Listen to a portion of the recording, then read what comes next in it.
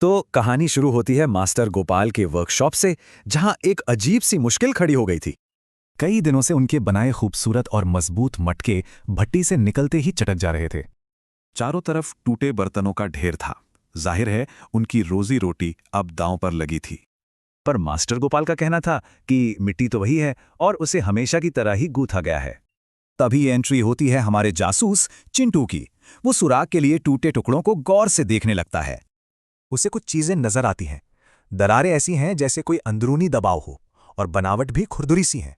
चिंटू ने फैसला किया कि वो पूरा प्रोसेस देखेगा, शुरू से लेकर आखिर तक।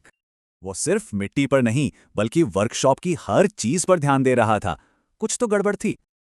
और उसे पहला सुराग मिला। वर्कशॉप की खिड़कियां और दरवाजे बंद थे, धूल रोकने के लिए एक नया बदलाव। मतलब हवा ठीक से आ जा नहीं रही थी, तो बर्तन धीरे और ठीक से नहीं सूख पा रहे थे। फिर उसकी नजर पड़ी भट्ठी के ईंधन पर। अरे, इस्तेमाल हो रही लकड़ी तो गीली थी।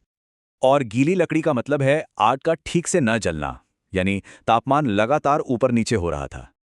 तो मिट्टी शिकायत नहीं कर रही थी, वो तो बस इन दो अनदेखी वजहों पर रिएक्ट कर रही थी। इसी को कहते हैं थर्मल शॉक, तापमान में अचानक बदलाव से पैदा हुआ तनाव जो मिट्टी को तोड़ रहा था। चिंटू ने अपनी थ्योरी मास्टर गोपाल को बताई और इसका हल बहुत ही आसान था। बस दो छोटे से बदलाव करने थे, हवा के लिए खिड़कियां खोलना और सूखी लकड़ी इस्तेमाल करना। मास्टर गोपाल ने चिंटू की बात मानी। उन्होंने सुखाने और गर्म करने की प्रक्रिया पर पूरा ध्यान दिया। और नतीजा, अगले बैच में एक भी बर्तन नहीं टूटा, 0। कमाल हो गया। तो देखिए, हल मिट्टी बदलने में नहीं था बल्कि उसके आसपास के माहौल को बदलने में था।